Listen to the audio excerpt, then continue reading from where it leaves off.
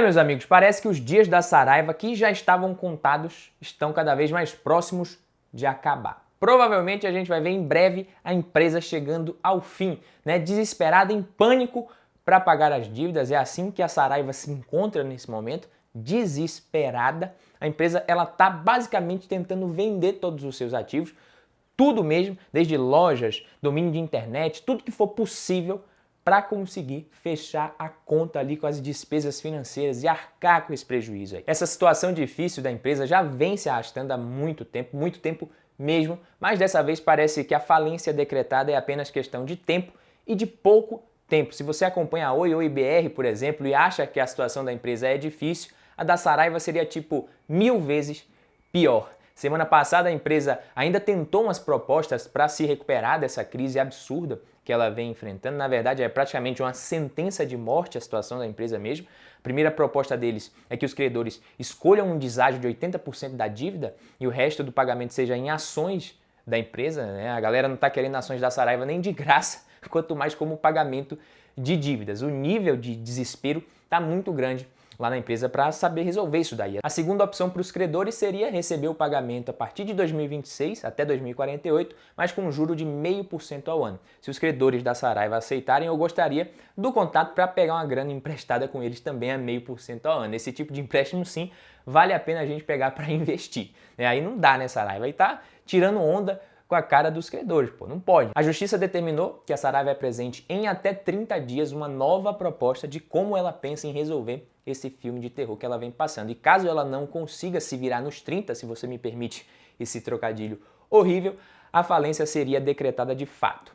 Tem mais coisa ainda sobre a Saraiva, eu vou contar mais pra frente aqui no vídeo, muito mais coisa ainda. Eu vou falar pra vocês por que empresas como a Saraiva têm que quebrar, têm que falir, apesar de nunca ser bom. A gente fica triste quando uma empresa tão conhecida como essa, que impactou positivamente a vida de tanta gente como a Saraiva, quebra, mas isso é necessário, empresas quebram e precisam quebrar. Quando chegam numa situação difícil como essa, isso deve acontecer e eu vou te falar por que isso tem que acontecer, mas antes eu queria compartilhar com vocês algumas coisas aqui, algumas formas de se identificar que uma empresa está correndo o risco de quebrar. Eu sempre gosto de trazer um conteúdo mais aprofundado aqui no canal, de forma didática sempre, é claro, para que eu possa agregar um pouquinho mais de conteúdo para vocês. Então, se você ainda não se inscreveu aqui no Valor em Ação e gosta desse tipo de conteúdo de investimento, ações, bolsa de valores, já deixa o like no vídeo aí, pois se inscreve para não perder os próximos conteúdos, beleza? Ajuda a gente a bater essa meta aí de 15 mil inscritos ainda em setembro, que tem muita coisa boa para acontecer aqui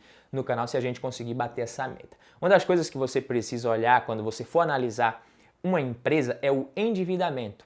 Fala muito sobre o risco, Como diria Warren Buffett, uma empresa sem dívidas não quebra. Isso é um fato e é lógico, é simples de entender, mas também é um fato que empresas que não dão lucro ou fecham as portas ou se endividam para seguir em frente na esperança de que no futuro irão dar lucro. Tem um indicador muito conhecido que relaciona a dívida líquida da empresa com o EBITDA, que seria o potencial de geração de caixa estimado da empresa. Quanto menor esse indicador, melhor, desde que não seja negativo. Se o indicador estiver negativo porque a dívida líquida é negativa, perfeito, isso aí é muito bom. Mas se o EBITDA é que está negativo, que é o caso da Saraiva, aí o bicho pega, meus queridos. A dívida líquida sobre o EBITDA da Saraiva é de menos 1,15, o que quer dizer que ela não pode contar muito com o seu resultado operacional para pagar essa dívida, entendeu? Dívida líquida, ela tem, inclusive, bem alta, 271 milhões de reais, se eu não me engano.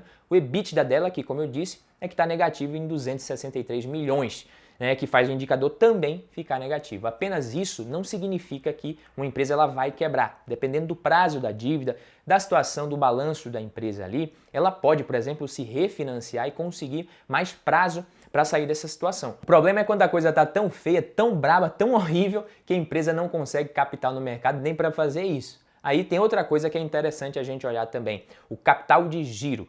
O capital de giro é uma das partes mais importantes da saúde financeira de uma empresa. Uma má gestão do capital de giro pode ser a causa, inclusive, da falência e, inclusive, é a causa da falência de muitas empresas aqui no Brasil e no mundo inteiro. O capital de giro líquido, também chamado de folga financeira, é a diferença entre o ativo circulante, que são os bens e direitos que a empresa tem ali para receber num prazo de até 12 meses, e o passivo circulante, que são as obrigações a serem cumpridas pela empresa em até 12 meses também, que ela tem que pagar ali. E para entender um pouco melhor a situação de liquidez de curto prazo de uma empresa, a gente pode calcular um índice relativo relacionado ao capital de giro líquido. Esse indicador é justamente o índice de liquidez, que nada mais é do que a divisão do ativo circulante pelo passivo circulante, entendeu? Esse índice representa o quanto a organização tem de ativo circulante para cada R$ 1 de passivo, dívida vencendo no curto prazo. Ou seja, meus amigos e amigas, mostra o quanto a empresa tem de bens e direitos a receber para cada R$ 1 de obrigações que ela precisa cumprir. Quanto maior for o índice de liquidez corrente, mais confortável é a situação financeira da empresa, e ele precisa ser maior do que 1 para que se trate de uma situação confortável. Pois ela sabe ali, a empresa sabe que vai ter ativo disponível para cumprir com essas obrigações, entendeu? O índice de liquidez corrente da Saraiva é de 0,65. E se a gente for pegar ali, de 2011 para cá, isso só vem piorando e caindo. Comparando com uma empresa saudável ali como a WEG, por exemplo, o índice de liquidez corrente da WEG é de 1,89. O da M. Dias Branco é de 2,97. A própria Oi, que muita gente comenta que vai quebrar, tem um índice de liquidez corrente de 1,67. Ela pode até quebrar no médio ou longo prazo, mas no curto é pouco provável. No curto prazo, a situação da Saraiva é péssima, muito feia mesmo. Ela não tem liquidez, a alavancagem financeira dela também é ruim, como a gente viu no indicador de dívida líquida sobre o EBITDA. E para fechar o link aqui de como saber se uma empresa tem chance ou não de quebrar, a gente tem o índice de cobertura de juros. É exatamente isso daqui. Esse aqui é meio intuitivo, meio fácil de saber o que é. Você pega o EBIT, o lucro operacional da empresa, divide pelas despesas financeiras. Fica calmo que eu vou traduzir, eu vou explicar para você. Calma aí. Esse é um indicador muito importante, que só para você ter uma ideia, ele é usado por agências de classificação de risco para avaliar o risco das empresas. O índice de cobertura de juros mede a capacidade da operação da empresa ali de cobrir pelo menos as despesas financeiras que ela tem, empréstimos e financiamentos. Se o EBIT for superior às despesas financeiras, esse indicador fica maior do que 1, claro. Se o EBIT for menor, o índice será menor do que 1, o que significa que o resultado operacional é insuficiente para cobrir as despesas financeiras. Portanto, quanto maior for o índice de cobertura de juros, menor é o risco da empresa. E no caso da Saraiva, esse indicador ele está alto, mas tem pegadinha, o resultado operacional da empresa é negativo, ou seja, ela não tem a menor capacidade de cobrir as despesas financeiras. Com situação de curto prazo ou liquidez horrível e a solvência da empresa também triste no médio prazo, quebrar é o destino dela. A dívida da Saraiva é de mais de 800 milhões de reais e como ela vem tendo prejuízos consecutivos há vários anos e destruindo valor para os acionistas com uma eficiência enorme, o patrimônio líquido da empresa é negativo também e bota negativo nisso.